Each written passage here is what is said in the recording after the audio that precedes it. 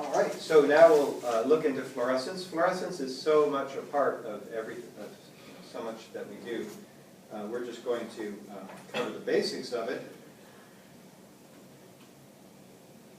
Probably the biggest thing about fluorescence is spelling it correctly. So remember, if you inverted the U and the O, it becomes flourescence, which deals with making cookies. So be careful. Okay, fluorescent mushrooms, which are really pretty neat. But the basic idea here is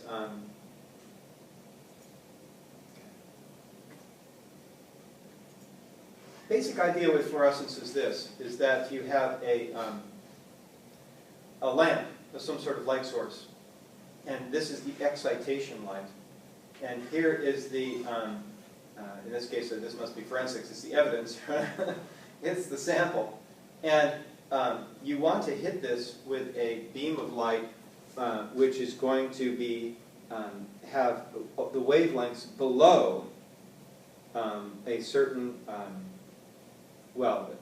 should say, below a certain wavelength. So in other words, the energy is going to be higher than a certain limit. So you have a cutoff filter.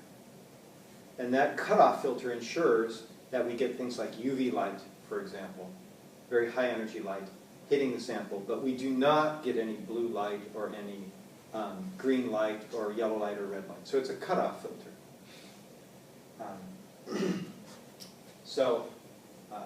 Then we hit the light with that sample, and you can see how it's blue.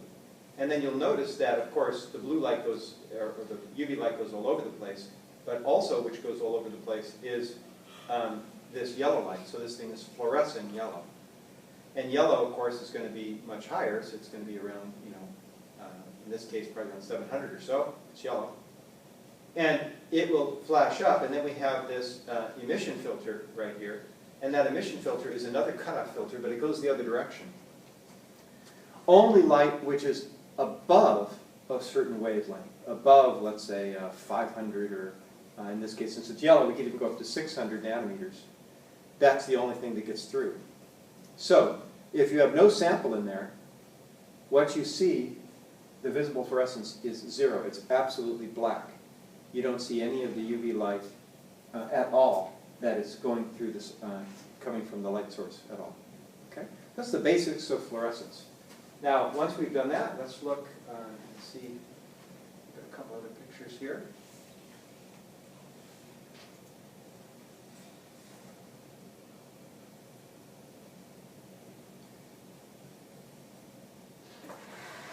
And so we have, you have excitation, and then you have the fluorescence that comes in. And the fluorescence is always going to be less energetic. And that's the whole basis of it. It's going to always go from like blue to red, or from UV to green, things like that. All right? So from there, let's look at fluorescence microscopy and see how that works. And what we just saw, that little thing about the image, that would be, for example, a block. You can use it that way. You always have an excitation filter and an emission filter. Okay. And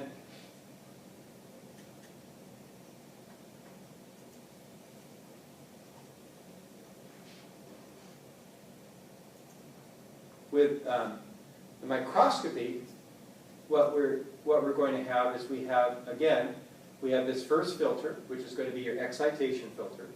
And the light source could be, in this case, a very broadband light source. It's fine, because we've got an excitation filter.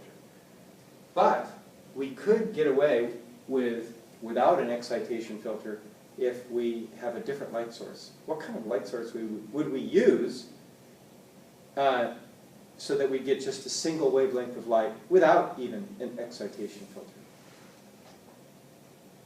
Can you think of any light source that would provide that?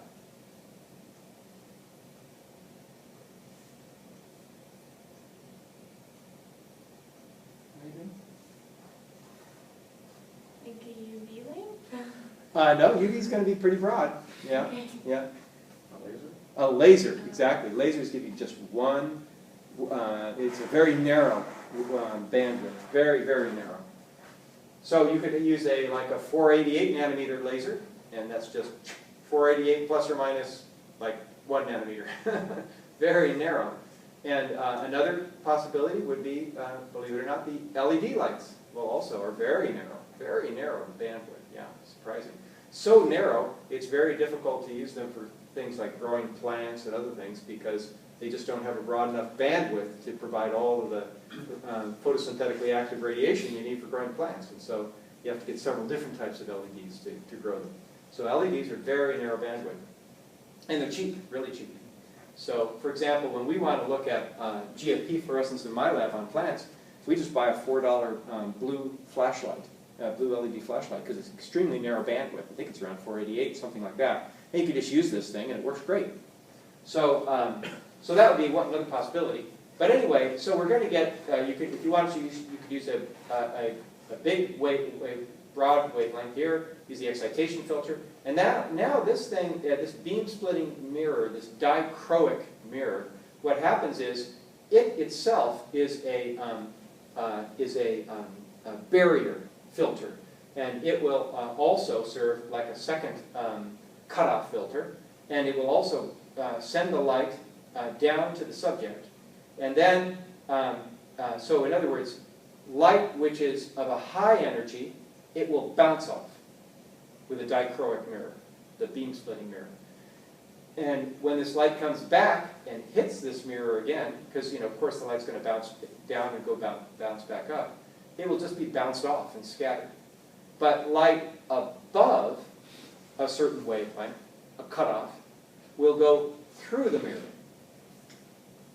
Okay, so it's that sort of filter. Light below will be bounced and hits down onto the subject. Light above will go through the mirror. So all the fluorescence microscopes work this way. And then, so the fluorescence that comes off of here is free to go through the mirror, and it goes up here. And then we have a second emission wavelength filter, and then you get to look at it. So that's basically how fluorescence microscopy works. Any questions about how that would work? Okay. Then the last thing we have to do with fluorescence is we need to look at spectrum, or spectra.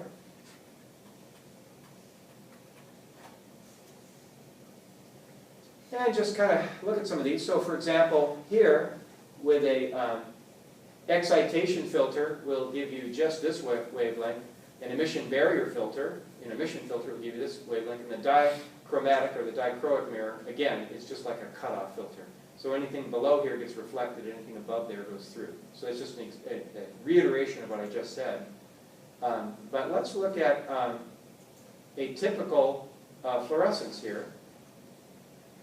And this is for a dye, a chemical dye.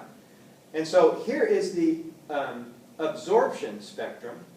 So it absorbs here, and then here is the emission spectrum. So it absorbs right around 488, and that's a popular place to go because that's the FITSI is a dye which also absorbs at 488, and then there's a laser which also produces a laser at 488. So that's a very common one that you'll see.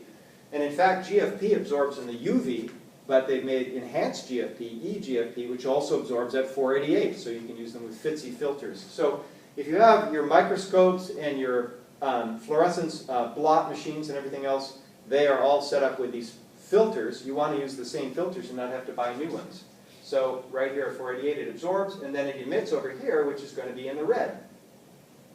So that would be very typical. And we could look up GFP.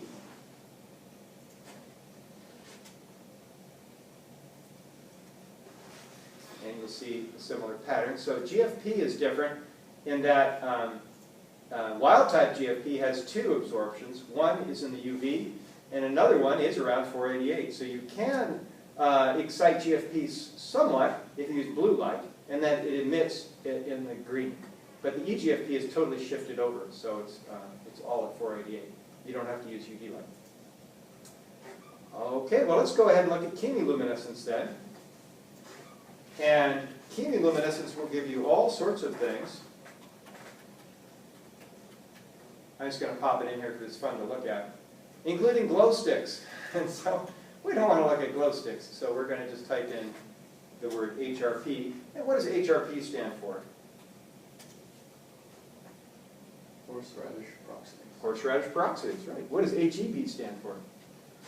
Herbicide. Very good. All right, we'll just move around the subject. So, so with this, what we're going to do with chemiluminescence is, let's see if we have, this looks pretty good. Yeah. Okay, so what you do here is with chemiluminescence is you have your antigen, which is on a blot, for example. So it's on a Western blot. And here it is sitting on the nylon, and there's your protein sitting on the nylon right there. Then you're going to go ahead and add a primary antibody. It's called a primary antibody. And that is what you make in your own lab in a mouse. And then to that, you're going to add a conjugated secondary antibody. This is, let's say that you made your antibody in mouse in your own lab, or you had it sent out and made it in mouse. Then your secondary antibody will be made in goat, but it will be made by injecting the goat with mouse antibodies. Just all sorts of mouse antibodies. And so it will be goat anti-mouse antibody. Goat anti-mouse. And so that's your secondary antibody. And so it doesn't matter which mouse antibody you use. It's recognizing a portion of that mouse antibody which smells very mousy. It's just very specific to mouse. So you go ahead and add this, and it is conjugated, either chemically conjugated or by genetic engineering, to HRP, horseradish peroxidase. Then you add the substrate. You get different substrates from other different companies. And the horseradish peroxidase will chemically cause this substrate to turn into a product. In the process of the substrate turning into a product, it releases light. And then you can measure that light in a luminometer. And luminometers would look, let's see if we have something here.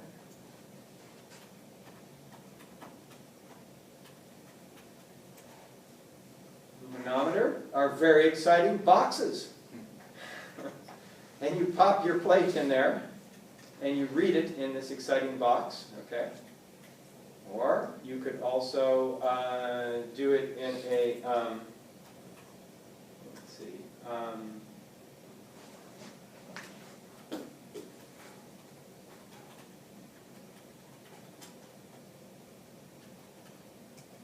in a chemiluminescence imager. And what makes these different is that they're bigger boxes.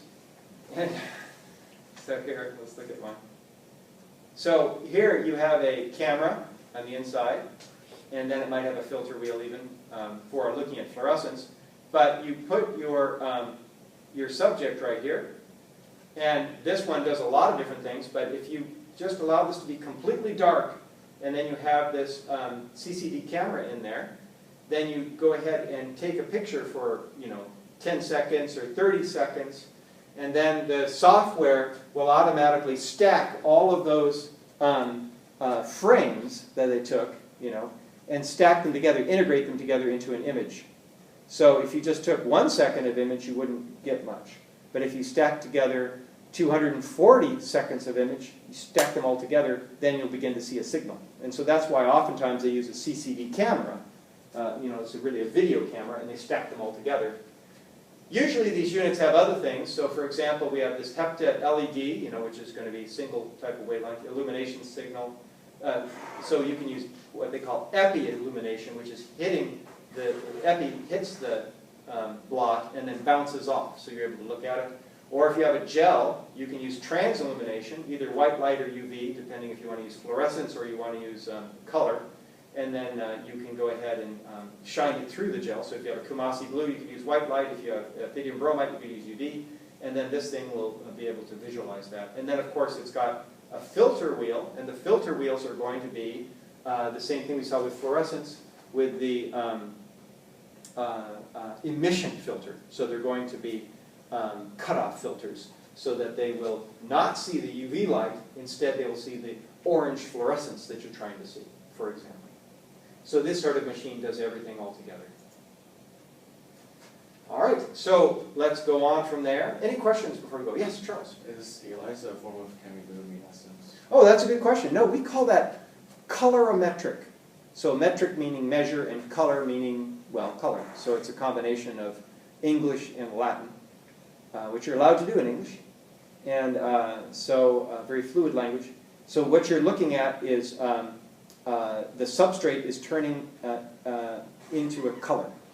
But chemiluminescence, the substrate is turning into some other product, but releasing the light. And that's an excellent question, because what is the degree of sensitivity? Colorimetric is the least sensitive.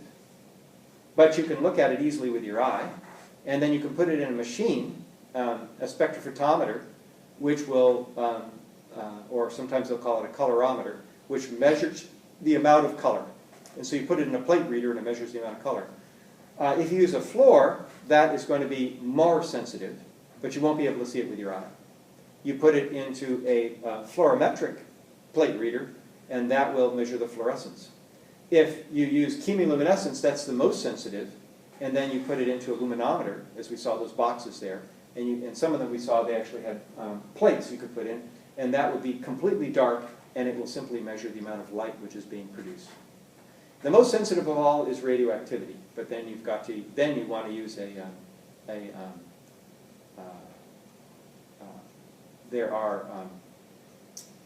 you can use X-ray films, or also they have these special, they're large plates that you can put over your product, and then they're like it's sort of like the TV screen or the fluorescent bulbs. You know, when you flick them off, you still see a little bit of light coming out.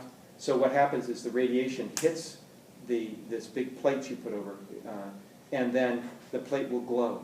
So you take that plate off of the material which is radioactive, and you pop it into the machines, and it will measure the glow off the plate.